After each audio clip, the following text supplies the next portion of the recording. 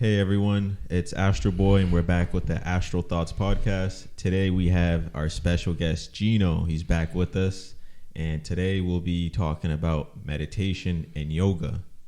Word. Alright, so we'll dive right in. Let's do this.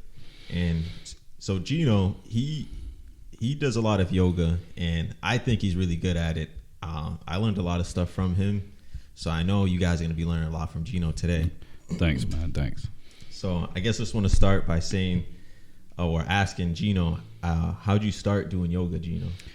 So I would say it was probably like 5.5, 6 years ago. I was just having issues with like my anger issues and stuff like that, and not being as patient as I should be. And I had a daughter. I think she was about 4 around the time. My wife was pregnant with our second child, and I started like Googling and stuff like that into like yoga and meditation and all of these things, trying to like dive deep into like trying to understand how, because I always looked at it and like when I saw like old yogis or I saw like Buddha, I just saw that calmness in their face, and that always attracted me to like the eastern part of like the yogas and stuff like that. Yeah. So I started looking into that because I was like, I want some of that peace. I want to be peaceful like that. And started with that, and I started doing like it was like a candle meditation. So like it was explaining how, and it was like right on point, because now after I learned a lot of it, it's like it was saying to treat your brain just like a muscle. So like start out with like 5 minutes of meditation. So this meditation was like staring into a candle for like 3 minutes and then closing your eyes, and not trying to do like anything too hard. Like you don't want to go from, just beginning to like, oh, let me stop myself from thinking, because that's very hard. And then I developed the practice of doing meditation like 5 minutes every day for like 2 weeks. Then it was 10 minutes. Then it was 15 minutes. Then it was 30. Slowly kept doing like 5 minutes every couple of weeks, and trying to do it as much as I could, like once, twice a day. And after like 6 months, I developed one that I was getting up to like 45 minutes to an hour, just about like once, I say like 5 times a week at that time. And then I got into the yoga and started learning yoga, and I started through like using the yoga journals, and they had like how to like begin for beginners and stuff. I started learning like that. I did that for like 2 years, and then I found somewhere in my community I could go and do yoga there. And then I got into the teacher program a little bit later on, and been developing ever since. And I mean, honestly, man, I felt like I did reach some of that peace that I was looking for, Yeah, I think meditation is like really helpful. Like I started doing meditation probably about, I'd say like 4 years ago. Yeah. It's after reading that Robert Monroe book, where I figured that, I read in the book that he did like certain meditation technique that allowed him to astral project. Yeah. So I was like, you know what, I'm gonna try it. Yeah. So I literally just tried his technique, which is counting backwards from starting from 100. And each time you say a number, you basically acknowledge a new body part. So you acknowledge your toes and try to move your toes without physically moving your toes. Right. So basically it's just trying to like, basically kind of activate your astral body. But so, yeah, with mine, that's like, I guess how I started. But like now I do it more of like, I do like a different technique now, the wake up back to bed technique. I just do it like probably like 2 a.m. when I wake up. But yeah, so I guess I want to ask you, Gino, like, do you prefer yoga or do you prefer like meditation? I'll be honest with you. I think it became I used to have it separate, and now it's kind of become in my life that they kind of go together, and I think that's what it's meant to be. If I was gonna tell somebody like start something, I would always say start on the mind, because in the world that we live in right now, with our minds always being so busy, most people can't stop thinking for 1 second. So, and I think your brain needs that, not just from when you go to sleep at night and you finally fall asleep and you're having no thoughts or anything like that, but you gotta remember, then you're dreaming, your brain's always functioning, doing something. So I think it's very important for stress reduction and stuff like that, to sit down every day, even if it's for 5 minutes, and just try to let your mind just wander, because at first you're not going to be able to stop your mind from thinking. Yeah. Even if it's just slowing it down and listening to your breathing for 5 minutes, I think that's very huge to like your brain and stuff like that. I think one thing I've learned is that like meditation's actually mad hard. It is. Like it's just like a lot of people think you just sit in there just doing nothing. Yep. Or it's just so easy, but in reality, it's so hard because you learn that your mind's constantly always moving. You're always thinking of something, thinking about bills, you're thinking about your kids, anything and everything. And the minute you sit down and you try to clear your mind, you start to realize like, damn, there's so much going on in my life that that you deal with on a daily basis, but you never really process it, and it just goes into your subconscious mind. Yeah. And just like a quick little tip that I felt like has worked for me is I feel like when you go and do yoga first, like if you do 25 minutes, 20 minutes of yoga, and then you do meditation after, yoga is kind of set up to kind of quiet your mind. So when you sit down to do to meditate after, it's a lot easier. It goes a lot easier at that point than if you do it at the beginning. I've tried both, but I feel like the asanas, the postures, they're made for you to kind of like quiet the mind. You while you're doing these, you try to concentrate so much on the breathing that the mind kind of like stops thinking.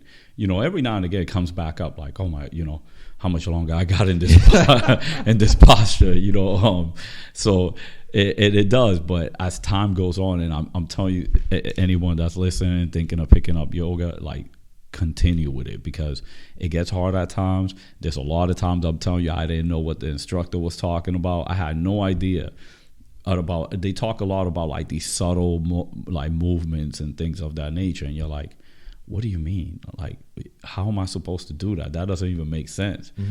And then like a year later, 2 years later, 3 years later, all of a sudden you're like, I understand that. I get it. You know what I mean? And now where I am, and I feel like I'm still a beginner, but there's sometimes that I'm like, man, that changes this posture so much when you get what is actually working on. You know? And it always goes beyond the body. I mean, yoga stands for I believe the translation is to unite. So and what they mean with yoga is to unite the mind and body into one, basically, and mind, body, and soul, and that's what basically yoga is. And it's kind of crazy because of this podcast, I went back and did a little bit of reading and stuff on some of the material I have on yoga, and it's crazy because one of the biggest yoga books that people follow is the Yoga Sutras by Patanjali, and they don't even talk about the postures in there. The whole book, the whole foundation of yoga is about the mind. It's not having attachments or getting rid of attachments, I should say.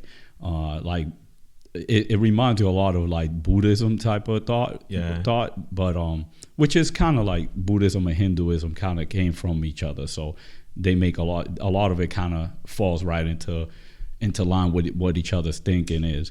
And like I said, and the book is huge. It's a humongous book, but it rarely talks about any other postures. But yet, here in the United States, that's what we focus on. Is a lot of people using more of a fitness type of thing.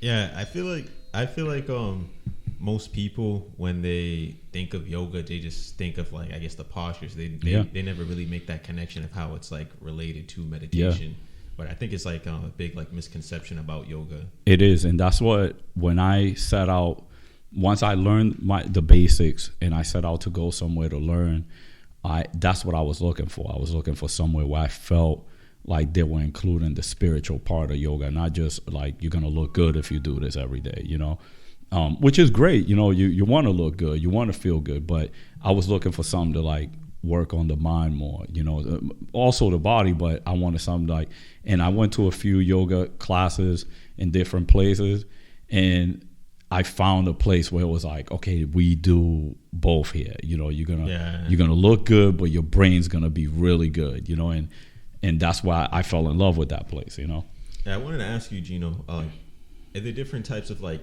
yogas that you do, or someone that you connect with the most, and like why do you do that one? Yeah, so most of the time you start out with the Hatha yoga, which Hatha stands for like force. I mean, it's a Sanskrit word, so it has a lot of meaning. So one I heard is like a force. Then I've heard that it kind of means like two separate actions almost becoming one, kind of like what yoga is. But yeah, there's a bunch of them. There's like I believe there's about like 9 or 10 of them, and they all work a little different. You know, like one of them is more towards the postures.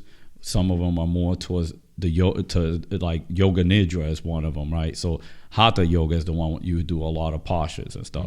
Yoga nidra is more meditation. It's actually more lying down and trying to meditate without falling asleep. Then there's Kundalini yoga, which, you know, me and you have talked about before a little bit. And that to me just personally is the most interesting to me. I feel like Kundalini yoga, Kundalini like meditation is like one of the most powerful ones, because I feel like if you're not ready for it, don't even try it. No, it should, and I think it does, but for the most part, it comes with like a warning, like if you're a beginner, you shouldn't be trying this. Yeah, I didn't read that warning when I first tried Gino, because man, I was done. It had me scared. Yeah, and that's the thing, like they're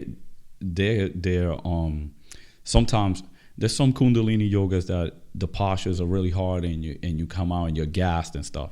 But then there's some other ones that is more just breathing and the way that you breathe. Like there's this one thing that it's called the breath of fire. It's like that's like my favorite. Like if you ever want to really feel what your breath could actually do for your body, research breath of fire and do it.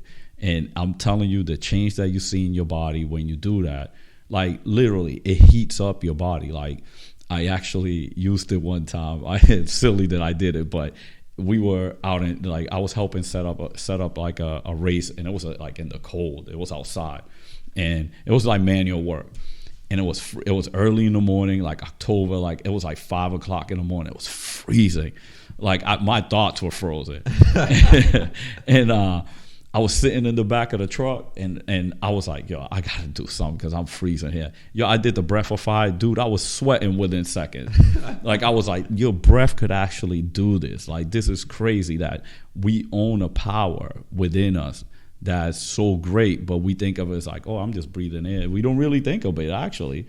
You know, until like I got into yoga, I started thinking, you know, in meditation, I started thinking about breath and how important it is.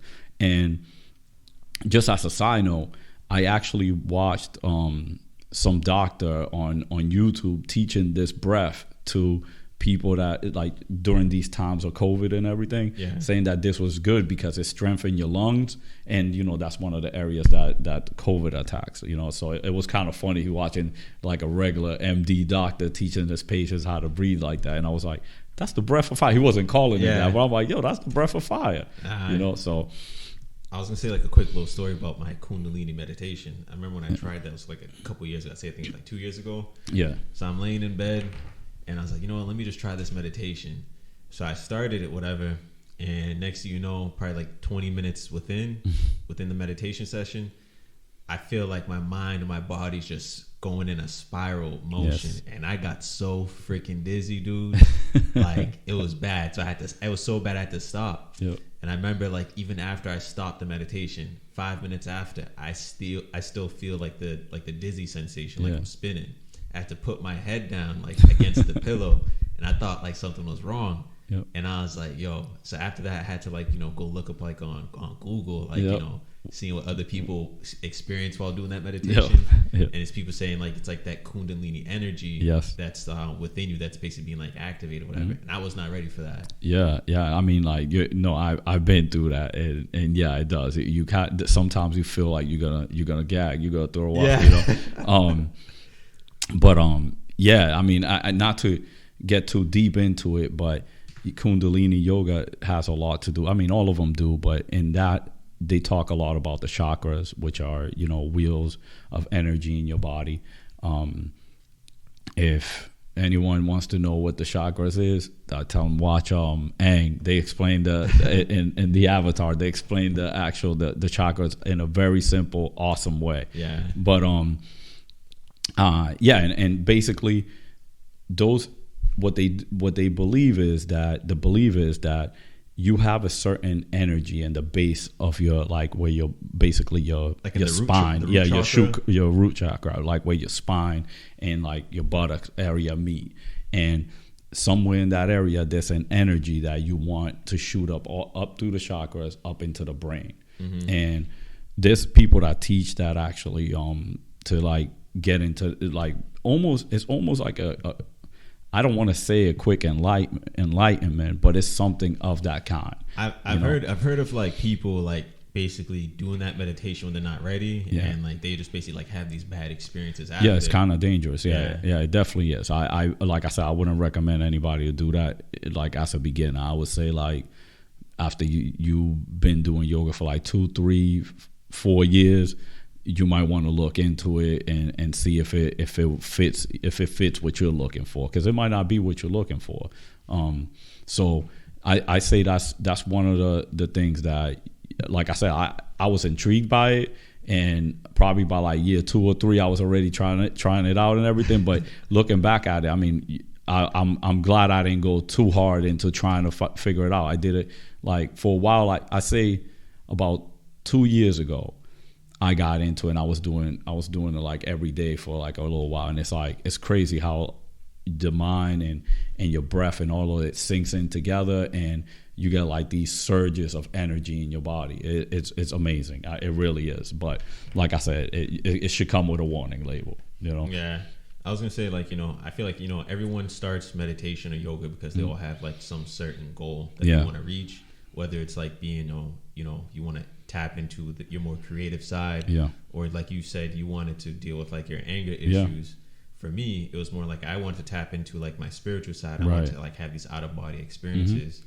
So do you feel like you doing yoga and meditation, do you feel like you've had any benefits or reaching other goals as well? Yes. I believe that, matter of fact, I know that it's made me a more patient person, a more understanding person. I've got in touch with myself a lot more. I understand my body as a whole way better than I ever did before. Sorry to interrupt you, Gino, but you're a vegan now. Yes, sir. So like, when did you become a vegan? It's funny. Of yoga? It's funny that you asked that, because all of this kind of like fell into place. Like right before I got into like Googling yoga and all that, I was working out a lot actually, and I started like changing my diet a little bit. And my background used to be kind of like into bodybuilding and stuff like that, and then so I used to eat a lot of protein, a lot of meat. And when I started researching this, and I started getting into yoga and meditation, I started really researching what I was putting in my body. Like it was almost like I started becoming yoga. And I'm just going to say yoga altogether and include meditation into that. But yoga got me in touch with my body, and it started making me look into what I was putting into it. It just made me, at the time, I think I was like 38, 36, I think I was. And I started being like, let me see what I'm putting into my body. And I started doing research into like everything, like watching documentary after documentary, reading books on nutrition and what's in your food and how it's made, and it just, and I wouldn't stop it like for a whole year. But then I came up that, and I'm not trying to push veganism on anybody else, but I found that for me, that was the right way to go. Yeah. I felt like I'm not only am I helping the planet that way, I'm also not hurting animals and not being part of the problem. Yeah. Because as you know, and when somebody, maybe we'll talk about that some other time, but as you know, there's a lot of pollution problems with the way we eat and stuff like that. So I'm not saying the whole world needs to go vegan, but I just think a good portion of people should go to balance what's going on with the animals and everything. But anyway, I felt like that became part of my spiritual path. And all of it just, I mean, when you look into it, your spiritual path kind of is your life too. You know, your life is spiritual. But this just all like the nutrition, the yoga, the meditation all fell into like one for me. And I started from that point trying to be a vegan. It took a lot of time. It took like probably like 3 years to finally like be able to be like, okay, I'm done with meat, I'm done with milk and all of that. But my body felt great. I felt like this was it's a great diet for me anyway. You know? I don't push on everybody else, but for me that was the way to go. And I felt like that helped me become more in touch with my body and become more spiritual, because I felt that I'm not doing it the world like, well, you always do some harm as a human being, but just trying to minimize the harm that I have while I'm here on earth. And I think we should all strive to do that, you know? All right, cool. So I guess the next thing I wanted to look on was, I guess, like some yoga tips or meditation tips for people. Yes. Because, you know, I feel like everyone could benefit from learning. And for me as well, I'm still learning every day. Yes, and so I guess I'll start with one tip that I had was like, for anyone that's doing meditation, I would recommend you to stick with one method just for a little bit. Just try that one method for at least 2 weeks. Because a lot of people, they'll try like 5 different meditation methods within like, you know, 1 week, and then be like, oh, yo, this isn't working. This is working. This is bull, whatever. Yep. But like, you know, for me, I tried different meditation techniques. I'll try that one technique at least, you know, for 2 weeks. And if that didn't work, then I'll try the next method. Right.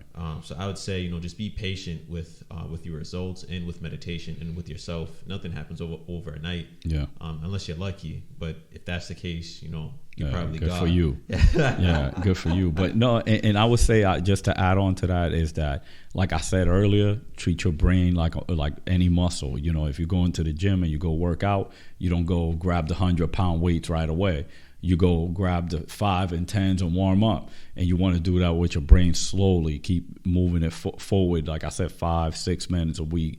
And you're right, there is so many different forms of meditation that it's crazy if you really start going down it. So try to stick with something simple. Guided meditations are awesome because instead of you trying to quiet your mind on your own, someone else is helping you do that. And usually by you listen to somebody else's voice, especially if you find somebody calm and someone that doesn't annoy you, because sometimes, I'm not gonna lie, some of the voices do annoy you. So you gotta find something that works with you and listen to that, because it will distract you from the thoughts that you're having. And for the most part, they're pretty good at doing that. And like you said, then the other thing is too, that once you get into like meditation, one of the things they do tell you is that you shouldn't use meditation for anything. Is that you should meditate because you like it. That's it. You know, because it's like a level of it. It's like one of those attachment things, like I told you, and they talk a lot about that in the Yoga Sutras. Is because then you're like, okay, I'm gonna meditate because I want to become enlightened, you know. And I'll be honest, when I first started, that was the goal. I was like, I want to become enlightened, so I'm gonna meditate, you know. But after a while, you just get into almost a groove. It's almost like, I don't want to equal it to this because it's not, but it like taking a shower, you know, like it's something you do every, well, most of us do every day. And meditation kind of becomes that. It's part of your everyday life. So when you get to that point where you're not trying to do it to achieve a certain type of level or whatever you're trying to achieve, when you just do it just to do it, is when you have the best results come out of it, when you're not expecting anything back, which is kind of like the way life is too. You know, when you expect things, when you do something expecting something, you're usually gonna be let down and disappointed. You know, the best way to walk into things is without expectations. Expectations bring pain. You know, and if you're doing yoga because you're doing meditation because you're like, oh, I want to be enlightened like that guy or like that other guy, it's only gonna lead to pain. Because it's not gonna happen if you're looking at it that way. Just the same thing with yoga too. If it's a good thing to just kind of be humble about it. It's the best thing I could say. You know, like I still look at myself as a beginner, and I want to learn. I feel like I could learn so much more. Like I've only barely opened the doors, and I think that's an important mindset to have while you're doing yoga and meditation. I think it humbles you anyway, because some of the poses you're doing them and you feel silly and stuff like that. And I think that's part of it. I think you should feel a level that having that ego death. Yeah, exactly. It's to kind of poke fun at yourself at times, you know.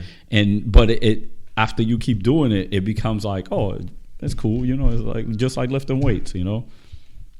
Yeah, the other thing I was gonna say for people, well, I feel like for me, I think before you meditate, you should probably deal with like any fears or traumas you have, because you know, for me or for anyone, if you experience sleep paralysis and you have any fears while you're in that state, anything that you've never dealt with, anything you've suppressed, your subconscious mind will really just, you know, mess with you while you're in that state. You're just gonna feel so vulnerable because you can't do anything. You'll hear all these things like demonic voices, or your mind will just basically play so many tricks on you, and you'll just have a bad experience of out of body experiences as well.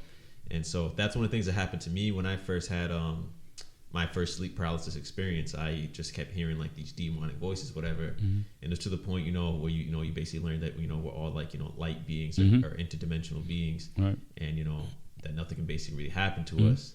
So after that, my fears basically kind of dissipated. Yeah. And now, like anytime I had like a sleep paralysis experience, I think like a couple of days ago, and like, you know, it's just like a normal thing for me now. Right. But like, you know, for anyone else, if you have any fears, if anything, you know, fear of the dark, or, you know, fear of ghosts, I'd say, you know, just try to find a way to cope with it or deal with it for now. Yeah. And just don't, if that's the case, just don't go too deep. You know, if you do it, if you just, like we said, take your time with it and slowly progress, I think for the most part, like I don't really, you know, there was a couple of times that I got a little scared with things that happened, you know, like there was one time I kind of like, my mind was kind of like so deep into the meditation that when the alarm went off, and that's one thing, alarms are not good with meditation. I set an alarm like for 30 minutes or something like that, and I was so deep into it, when that alarm went off, man, I almost gave myself a heart attack. You know, it's like it's crazy, you know. But it's fun, you know, and I think, you know, as long as you take it easy, it would always work out for you. When it comes in your life, it's because you need it. If you're listening to this, it's probably because you need it, you know, and it's a form of the universe kind of basically telling you, hey, listen, get on this path. This is good for you. I mean, I think the more people get into the yogic path or into getting into meditation and stuff like that, I think it's really good for the overall humanity. I think you become more empathetic, you become more loving, more in touch with your body, with your mind, with everything around you, you know. Yeah. And I think that's part of I think that's really part of the human journey, you know. I don't think, you know, obviously it's starting to come around now a lot more, but you know, I think that's why it is here, is because at this time we need it the most. I think that's so true, because I feel like, you know, just look at how society is right now. Everyone's just so angry. Everyone just it's just filled with so much hate or some type of, like, you know, or just dealing with something. And I feel like, you know, if people just, you know, sat down and, you know, really tried to meditate, or really, you know, put some energy into learning this and learning about meditation and yoga, I feel like a lot of people would benefit from it, because you know, they're not just sitting there looking outwards anymore. They're looking inwards towards themselves, seeing problems within themselves and trying to find solutions. And I feel like that's where everything really starts. It starts with that one person. And if you just start with that one person, which is yourself, then we can start making changes with the world. Yeah, no, like they say, it's an old saying that if you want the changes you want to see in the world, you need to make them in you, and then it's almost like a ripple. You know, once you make that change, it starts changing the people around you and the people that come in contact with you. You and I have had this conversation, how people, you seem to, when you start going down this path, you either lose some people that are just like, oh, this dude's crazy, I'm not, you know, I ain't in this for this, you know. Oh, that dude's a nutcase. Yeah, exactly. And then the people that are more like you start coming around more. The more you put that vibe out, that's how me and you met. Yeah, you know? I was just gonna that funny that you brought that up, Gino, because, you know, it just triggered like a thought in my head, because it's like, once you start meditating and you really in it, you really start to, you know, raise your vibration frequency. And I feel like but you just know it, and you can definitely feel it too.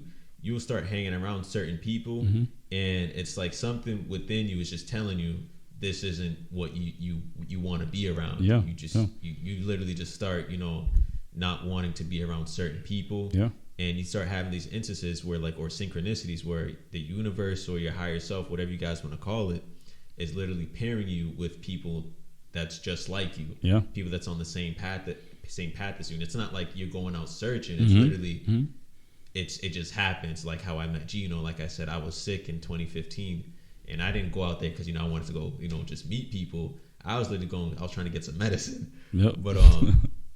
But you know, that moment where I did meet Gino, it was just like, you know, what's the odds? Yeah. And you know, because, you know, it's just because I was just out at that time that enabled me to meet Gino, and I would have never met Gino if I was sick, if I wasn't sick. So yeah, and that's something else that, you know, we might have talked a little bit about last time too, but it just shows you how, like, you just sometimes those things that you look at as bad and you're like, oh man, I can't deal with this, like that your stomach, like you having issues with your stomach, that brought you into the store, and we met and ended up being cool like this and having these great conversations, and that would have never happened if you didn't have your problem with your stomach. So you looked at, I'm sure at that point you probably, when you were going through it, you were like, man, I hate this, like this is terrible, but it brought you to somewhere where you needed to be, you know what I mean? So so everything in your life is not a coincidence. It's like we were talking about synchronicities. These things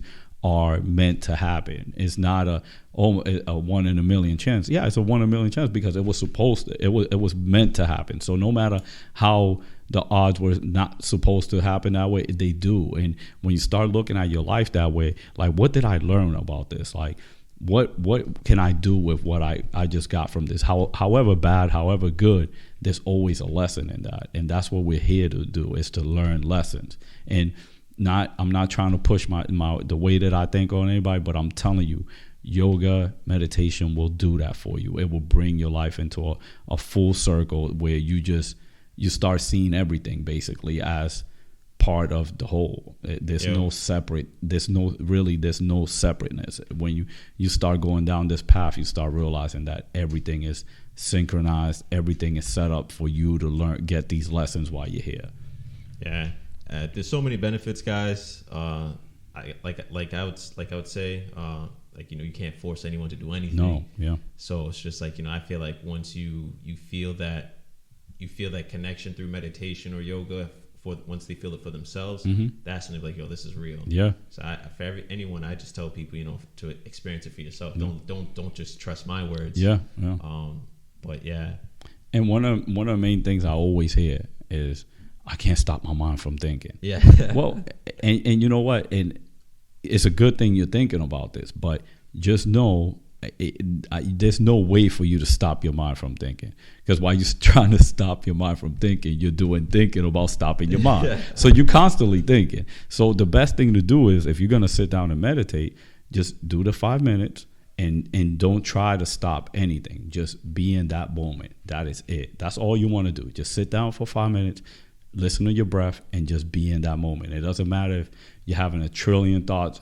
Just sit for those 5 minutes, because as time goes on, those thoughts will slow down, but it takes time. Hey, so everyone, hope you guys enjoyed this podcast episode today. Just want to give a special thanks to my friend Gino for stopping by. And actually, I want to thank you for having me, man. I really appreciate it, man. This is amazing. Hey, see, we're making astro friends over here, guys. Yeah. But hey, guys, I hope you guys give meditation or yoga a chance. I hope you guys try it out. And if you do try it out, I hope you guys, you know, leave a comment, or, you know, you could contact me through social media as well and let me know what you guys think. Yeah, please. And I check the comments too every now and again, so maybe we'll get into some sort of debate or something. You know, we'll get the spiritual juices flowing, you know. Well, thank you guys. Hope you guys have a great week. See ya. Peace.